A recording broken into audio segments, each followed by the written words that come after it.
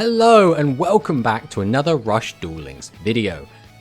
Today we're just going to talk a little bit about my kind of first impressions of Rush Duel Links. Now that we've actually got it, we've got our hands on it, and we got to do a little bit of experimenting, play a little bit of ranked, play some of the PvE mode.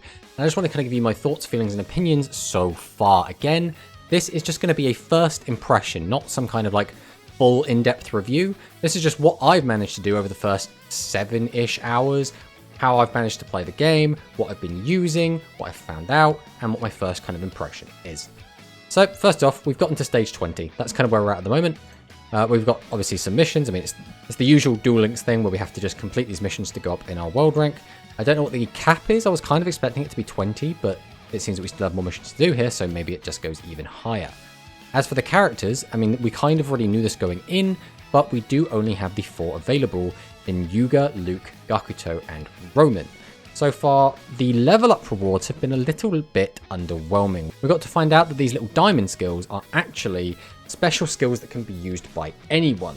So the fact that each of these characters have one in here is pretty interesting. This one here, for example, is life point gain, can be activated your life points at least 2,000 lower than your opponents. Once per duel, gain 1,000 life points. So that's pretty cool. We also noticed we've only have the single copy of Roman pick during Roman's level up. This is what we were expecting from maybe things like Dark Revelation, maybe things like Dragius, but it seems Roman pick was actually the one that got the treatment.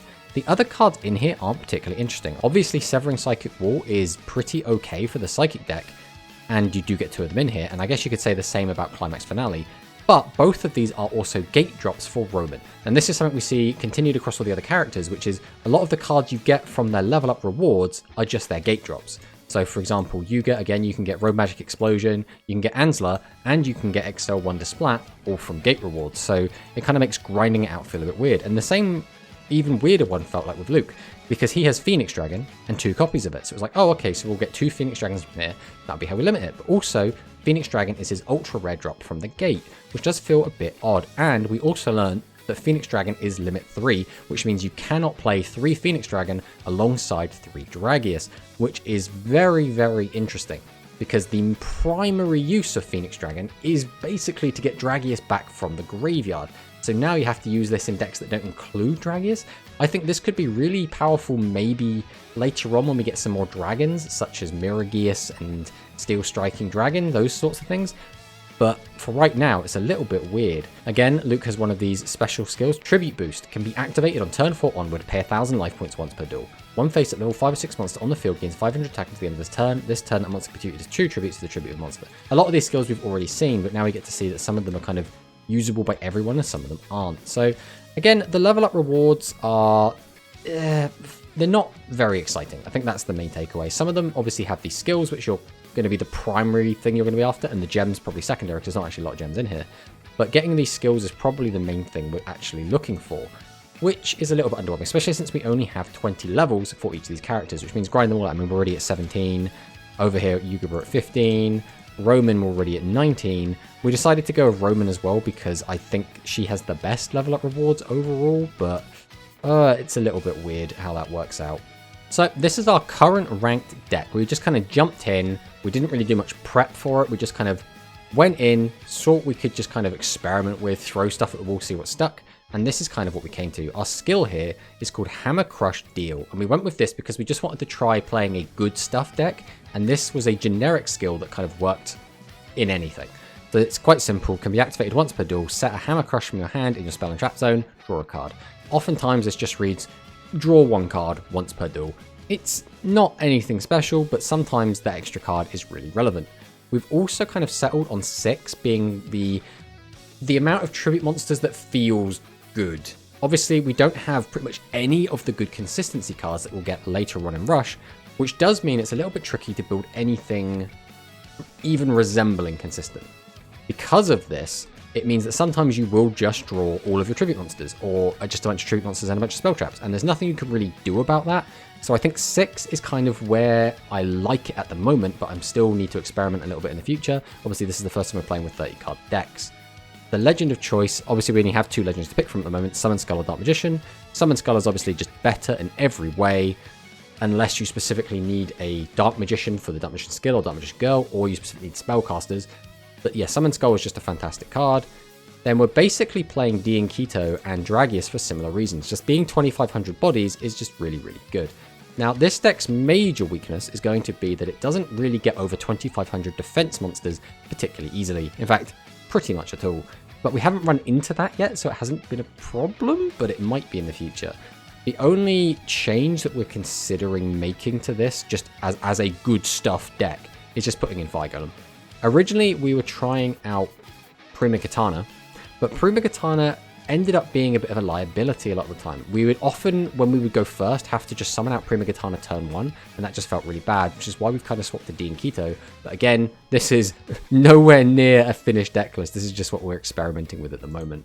Thunder the Thunders proved invaluable. So many 2500 monsters are flying around in ranked right now, so being able to weaken them down to 22 and attack over them with your own 25 is so very important.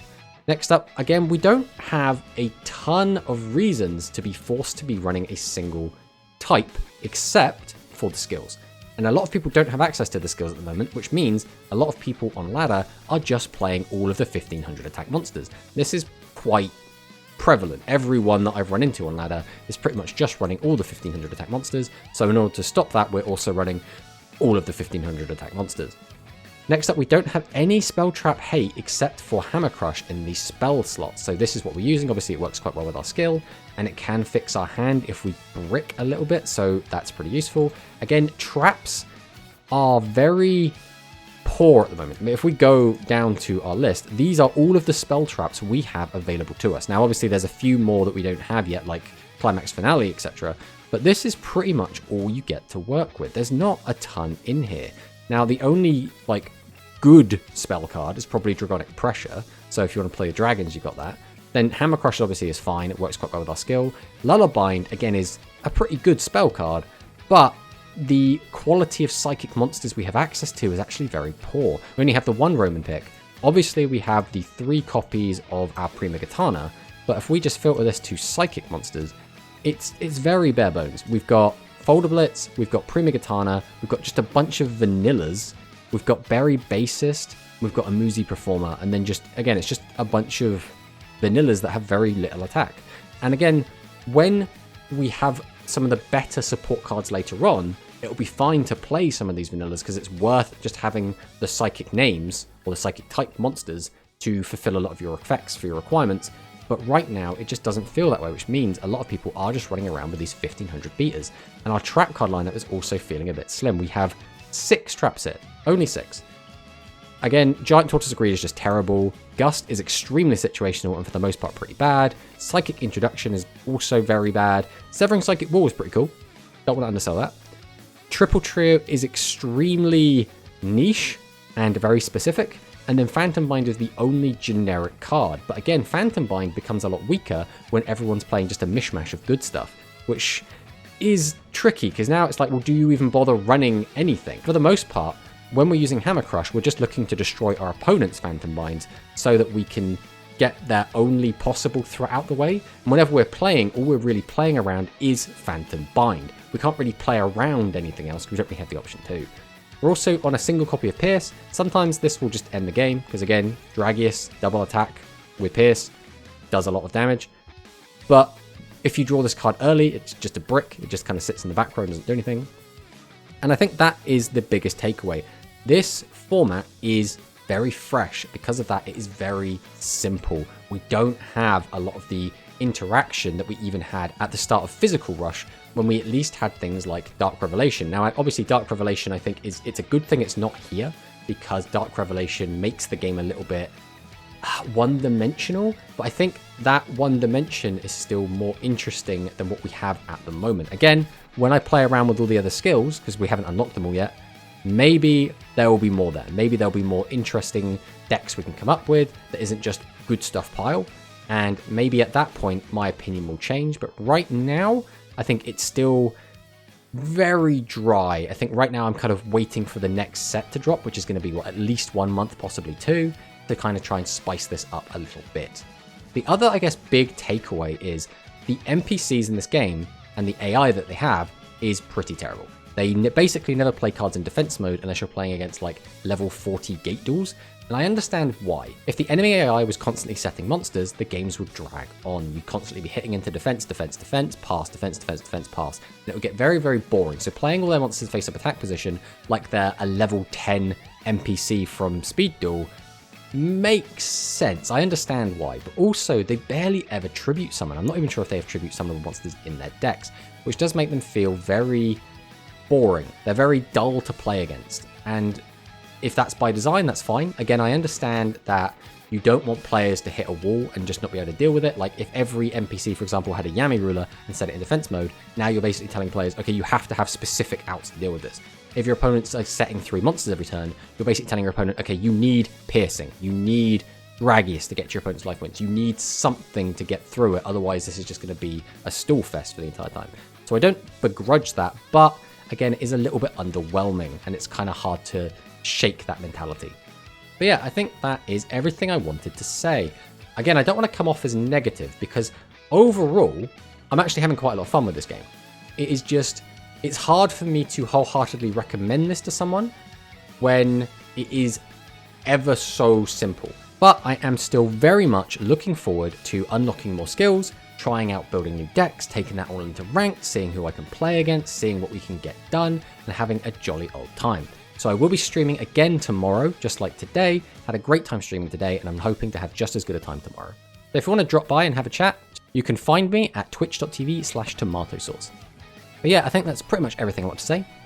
Thanks for watching, and I'll see you next time.